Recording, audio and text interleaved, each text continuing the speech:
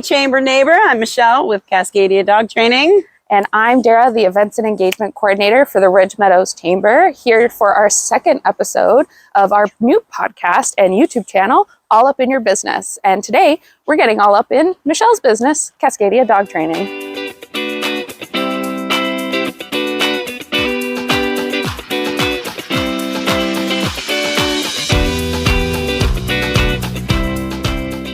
So Michelle is my wonderful dog trainer. She's also a member of the chamber, and she has been for probably just under a year and everything. Yeah. And she's been working with my dogs for quite a few months now. I checked. We finished our since program. January. Yeah. And then we did our follow-up. Whole program, and today was our follow-up. So you'll be seeing some clips of her working with my dogs, Goose and Corbin. You working with your dogs. Me working with my dogs. Tara behind the camera working with our dogs. So let's get into a couple of questions for you, Michelle. I'd love to. So, what you got for me? So tell us a little bit about the history of Cascadia Dog Training and kind of how you got into the industry. You know, Tara and I were talking about it on the way over here. It all started with my dog. Yeah. As it does with a lot of trainers. I love that question because a lot of dog trainers like myself started out by not being able to get the help they needed with their own dog. So my dog struggled with reactivity, dog aggression, all the things. And I couldn't get the help that I needed. It was very food focused. And I just really had this gut instinct that I just needed to be able to tell my dog no in a way that was fair. And so I started doing my research, and I started taking kind of what I saw from different videos here and there and applying it to my dog. That worked so well. I had neighbors noticing that wanted help with their dog. So that was really rewarding for me. And then I had somebody offer to pay me. And I thought, what? This could be a thing. So I was working in orthodontics at the time. I did part-time dog training, part-time orthodontics, working 7 days a week. And finally in 2018, I just went full-time, dumped all the other work, and here we are. It was so much work to get to where I am today, but because it was all little bits and pieces, it made it so much easier. That's how I try to help manage things for clients, is instead of, if someone had told me what this business, how much work this business would be, like how much work I'd put in over the last, what's it been? Yeah, math. 8 years, something like that. I probably would have looked at it and been like, nope. Just like clients can get overwhelmed with the bigger picture. Yeah. And when we can do things in bits and pieces, it's so much easier. Absolutely. So you are not just a singular person doing the dog training. You've actually branched out. Yeah, you've actually branched out, and you've brought on employees that kind of cover different areas, maybe different temperaments, different levels of training. So like, how does that feel, and how'd you kind of get to that point? Oh, that's huge. I never pictured being here. I mean, I've got my admin coordinator. I'm a boss, yo. I got my admin coordinator. I'm my social media manager. I've got Tara, who's my junior trainer. I've got myself, head trainer, and then I've got Cassandra, who is, head trainer for out in the North Van area. So Cassandra typically will cover North Van, West Van, Squamish, Burnaby, Vancouver, that kind of area, all out there. And then Tara and I take kind of this side of Burnaby, Coquitlam, Tri-Cities area, Langley, Surrey. Yeah, so I get asked what clients and dogs I put with who. Location has a lot to do with it, but also, client personality, dog breed. Some of us just have more experience with certain breeds. With Cass, she's very experienced with bully breeds, but also has a ton of other experience with a lot of others. Mine is typically your shepherds, and then Tara's the bird dogs. That's such a big thing that we see as a chamber all the time, is small business, single entrepreneurs, solo entrepreneurs, independent home-based businesses that go from, doing a small thing and it suddenly branches out. You start getting employees. It's a huge milestone. It's kind of surreal when I look back and see it all come together. But one thing that I really love about the business is that all of my trainers are handpicked and have been through training with me. So they know the equipment, they know my style, they know my philosophies, they know a lot already coming in. Is there sort of a niche that you've developed as far as particular issues with dogs that you've become accustomed to? It's what we get known for, right? It's not always, we don't pick our journey and you just end up specializing in something that you're just really passionate about. And for me, it's reactivity. And it's what brought you to me for the boys, right? Especially Goose. But, you know, it's been really amazing for me to be known for that and to be successful with it. But also the success comes from the clients. And I think I've been really lucky with my clients with the reactivity. And I think that's what's helped to kind of gift this to me as a specialty. Yeah. I love that the most, as well as it kind of being my niche. And maybe it's because I work it so much, but I see the biggest kind of change and the most confidence come out in the owners when it's something like reactivity, also aggression, but reactivity is mainly what we deal with. Yeah. Yeah. Well, like you said, that's why we came to you. Exactly. Context for anyone who may or may not be watching, my dogs are very reactive. The older one in particular, Goose, who's a very sporty German Shepherd, as I like to call him, has been very reactive. And today we walked past a house that they hate the other dogs, and we literally sat there for maybe like 5-10 minutes doing some scent work, doing nothing, and they didn't even acknowledge them. So the other dogs barked at them, they did not care, and then the other dogs were like, oh, we're not doing this. Okay, I guess it was that's great. And that's what I'm talking about, is those big moments with clients is what make everything worth it. To see you be able to be like, nope, heel, and have Goose just like, and Corbin at the same time. Totally. Do you have a very memorable moment with a client, or, you know, something that is sort of a highlight in your career so far? Corbin and Goose. Oh, see, I do. Well, I'm sucking up, but no, they have been really special to me. And I mean, I could say that about a ton of clients too, but honestly, it is really hard to pick just one. Yeah. Because of it's the amount of change in such a short time that blows my mind every time. And I don't know if it's so much the dogs change that would be the most memorable for me as the humans that have changed and have grown to just be the leader that their dog needed them to be the whole time. And that's the memorable part for me. Not one in particular, but actually seeing it happen over and over and over again. I would imagine that would be such a wild thing to see, especially when there are so many stories of dogs being rehomed for reactivity, or even in worst case scenarios, being euthanized for their behavior and getting to really sad places for a lot of owners. And everything. Or just, it's scary. Yeah. You know? Yeah. But it's nice to see those moments where you're like, oh, this dog is capable of this. This dog is capable. Yeah. And we can have a good life. Exactly. Yeah, that part's great. Hello, RMCC members. Are you ready to take your HR strategy to the next level? We've got an incredible member benefit that's just for you. Introducing Super HR, your ultimate partner in HR excellence. With Super HR, you can unleash the full potential of your RMCC membership through a complimentary HR strategy session. At Super HR, they believe in empowering you with the knowledge and resources you need to succeed.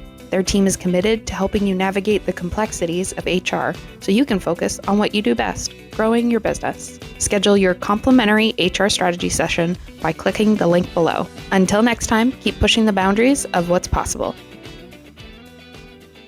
When we sat down and had our first the consultation, it was I found it very in-depth. It was very detailed. Good. It made me feel so much more confident in you as a trainer, coming from several different trainers.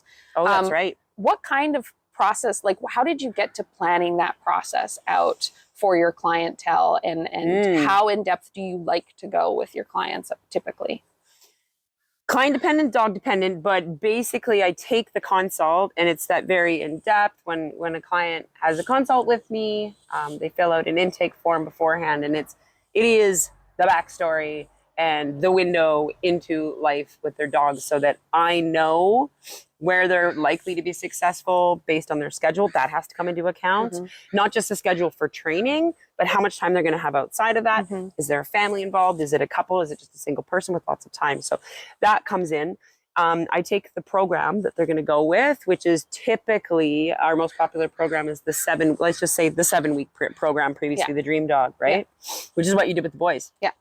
So I take what's in the consult, and everybody gives me their goals. Yeah. And so I really go over those in the consult. And as we peel back through the things, more goals come out. So I make sure I have that whole list.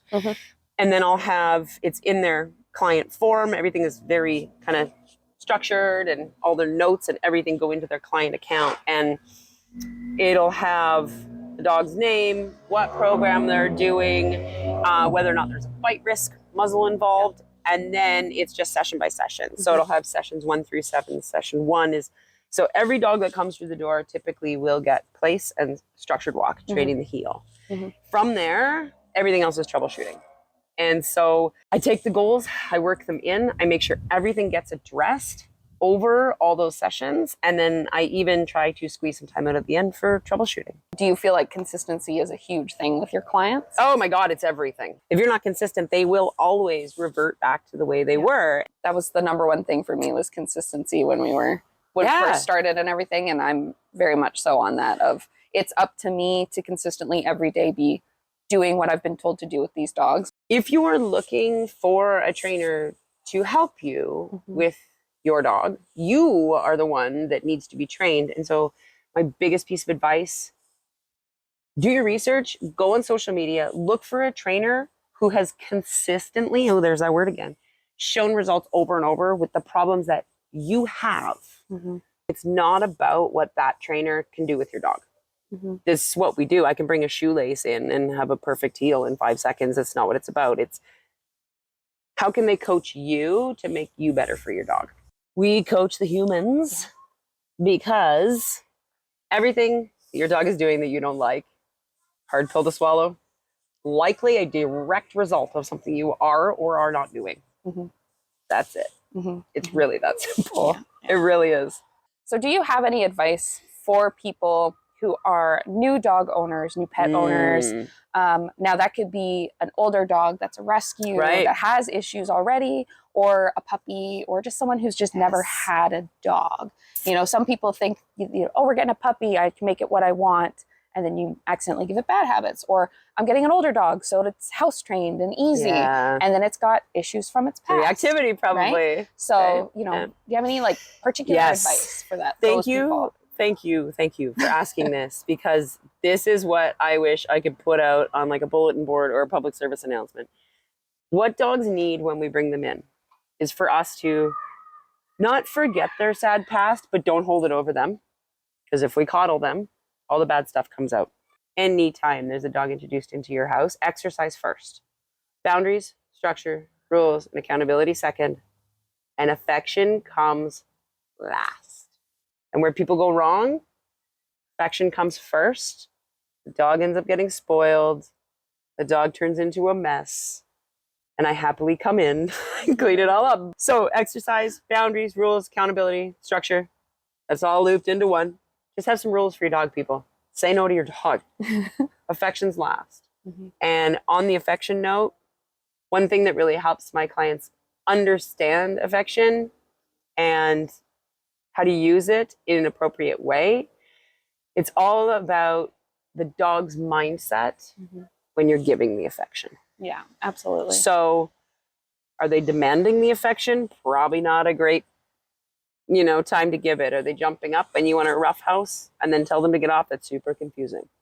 Right? And so just being really black and white, and really, if you want to give your dog affection, are they in a calm state, respectful state that you would like more of? No way, my friends. Yeah. Being a bit excited, not really displaying behaviors that you want. Don't pet that. What's rewarded is repeated. Do you have, out of all the dogs in the world, like your favorite breed / temperament? And if you can't pick a favorite, what's like your close one? You know what it would be for me? So for me to own or for me to work? Well, I think you could do both. What's your favorite breed to work? What would be your favorite breed to own? And just have be like your average dog. We love Sam.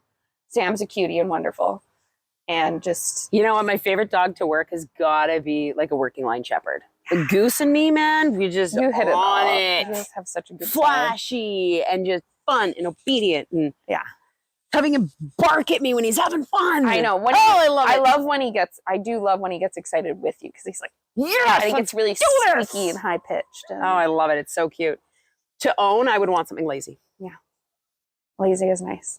Like fat lab. Fat, just the fattest lab. The fattest lab, just lays in the around. whole wide world. I think I want to work all the flashy dogs and then give them back. And then I just want my Step own in little and- lazy cutie. Why don't you drop some of your information where people can find you, follow you, pay you money to do stuff with their dogs? So thank you. Yes, that's important. You can find all of our information on cascadiadogtraining.com. Right in the header, you will have access to our puppy social. There's also a link to pup walks, which are pack walks, 10 public, 10 client access, and then all of our training information, programs, everything is there. Fees, payment plans, everything that you can expect in the program. It's all on the website. We've simplified it all. And then you want to see us in action? Check out our Instagram at Cascadia Dog Training. You'll see the boys on there. Yes, you will. The Goose and Corbin, silly gooses. Both the shenanigans. Yes. So thank you once again for tuning in. This is going to be our official second episode going up on YouTube, and I'm our honored. first interactive one where Christy or I will be going and having an experience with one of our members. So if you're interested in being one of our members who comes and does this with us, please reach out to us at the chamber. You know us.